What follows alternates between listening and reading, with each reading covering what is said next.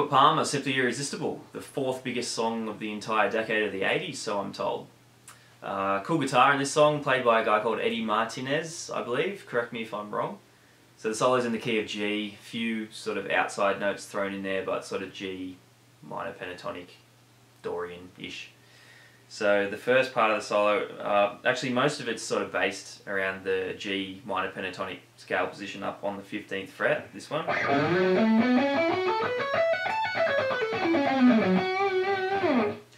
Okay, so the first part, so the first lick is...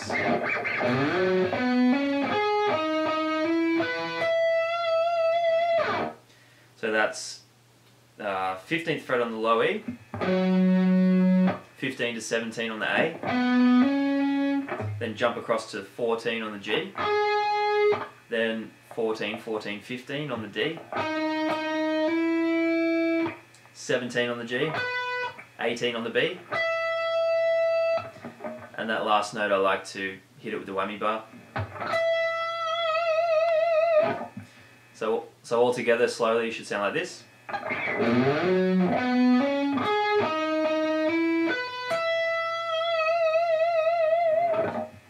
Like that. Okay, then the next section is sliding up to the 17th fret on the B string.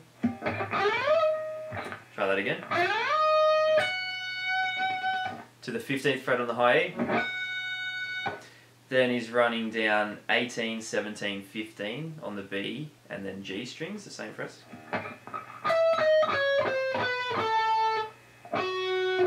Ending on the 17th fret of the D.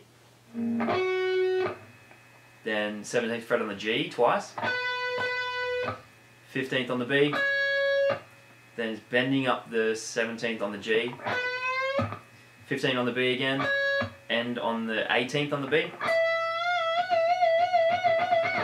Some pretty crazy vibrato on that one too. So all together, that last lick is...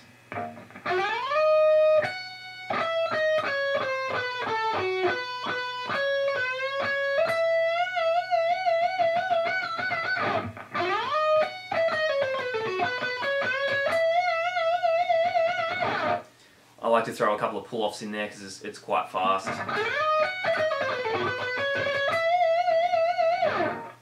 So the next part we're doing a double stop type thing, so we're hitting the 18th fret on the B string and 15th on the high E. And sliding way back down to 7th fret on the G, 6th on the B. And dropping the whammy bar too. So...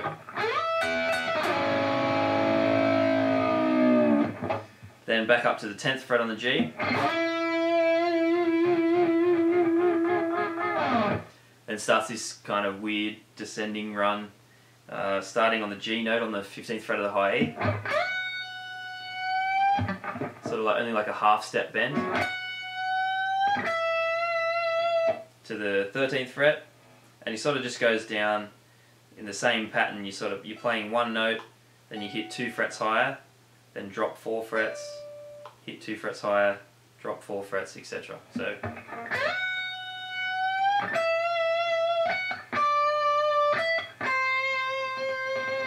down to there, which is the 9th fret, then you're sort of going... So you're doing 9, hammer onto 11, pull off to 9, slide down to 7, hammer onto 9, pull off to 7, slide down to 5, and then the last part's kind of like this weird legato bit. It's sort of all buried underneath the sound effects and drums and things, so this is kind of an approximation of how it would go. So I'll just play it through slowly.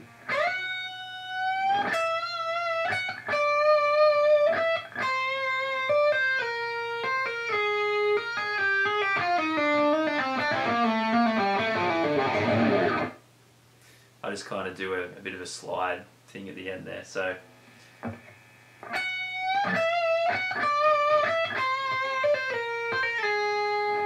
from the 5th fret we're doing a hammer onto 7, pull off to 5, down to 4, then we're doing hammer on to 5, pull off to 4, then down to the B string, we're doing 7, 5, 4.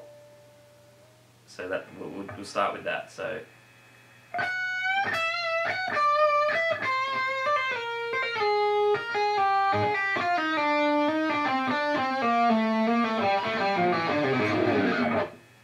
Something like that. So the sort of shape I'm using, if you like, is 7, 5, 4 on the high E, 7, 5, 4 on the B, 6, 4, 3 on the G, and then just kind of sliding and making noise at the end. So I'll play through that last lick one more time.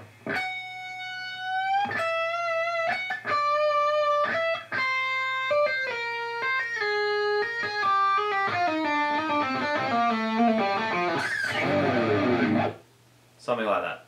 So you put that all together and you should get this.